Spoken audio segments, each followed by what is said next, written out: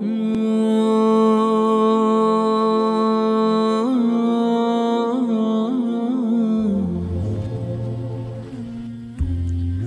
না, কি ব্যাপার এই অবেলা এখানে বসে আছো? কিছু হয়েছে? না ভাই কিছু হয় নাই। কিছু হলে ভাইরে বলো। না ভাই কিছু হয়নি। আচ্ছা থাকো, আসি তাহলে। ভাই শুনেন। হ্যাঁ রিশাদ বলো। ভাই আমার একটা প্রশ্ন ছিল, এই প্রশ্ন উত্তরটা আমি কারো কাছে খুঁজে পাচ্ছি না। আমার কাছে মনে হলো যে আপনার কাছে প্রশ্ন উত্তরটা পাবো। কি প্রশ্ন বলো? ভাই আমি না আমার অতীতকে কোনোভাবে ভুলতে পারতেছি না। আমার অতীতের কথাগুলো সারাক্ষণ খালি মাথায় ঘুরতেই থাকে।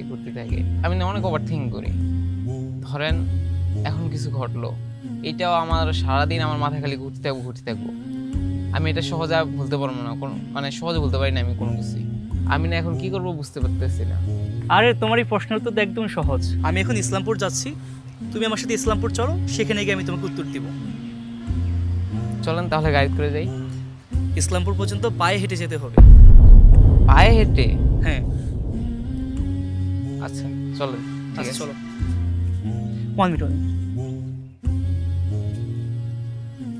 কি হচ্ছে? পাথর দেখতেছো? হ্যাঁ। এটা উঠাও। কেন?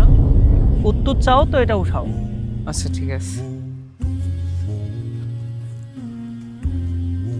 ও ভাই এরকম ভারী। এবার চলো।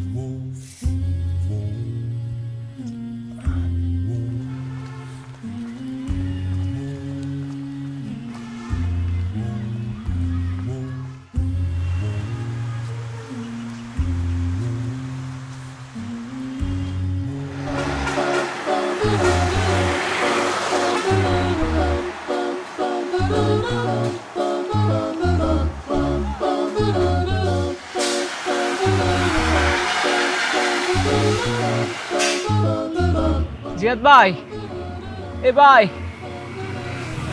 এ জিয়াদ ভাই, ভাই আর কতটুক?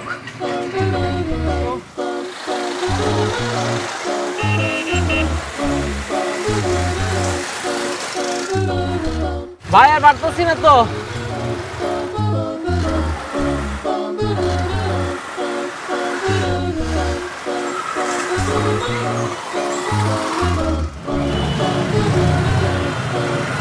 ভাই জিয়াদ ভাই,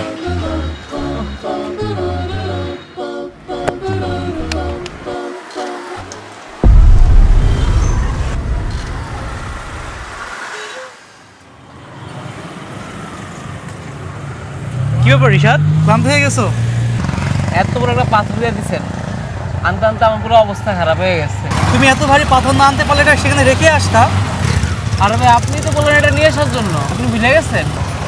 আমি তোমাকে পাথর উঠানোর জন্য বলছি, নিয়ে আসার জন্য তো বলি না। কি হচ্ছে?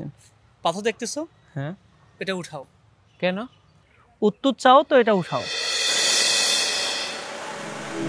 দেখো ভাইয়া, এটাই তোমার আসল সমস্যা। তুমি তোমার অতীতের বিষয়গুলো এই পাথরের মতো করে সঙ্গে নিয়ে বয়ে বেড়াও। জানি তুমি অতীতে ভুল করছো, কষ্ট পাইছো, কিন্তু তোমার উচিত ছিল অতীতে যেখানে যা হয়েছে সেটা সেখানে রেখে আসা। এগুলোর সাথে বয়ে বেড়ালে তোমার তো হতাশা কাজ করবেই, তুমি তো হতাশার মধ্যে ডুবে যাবা।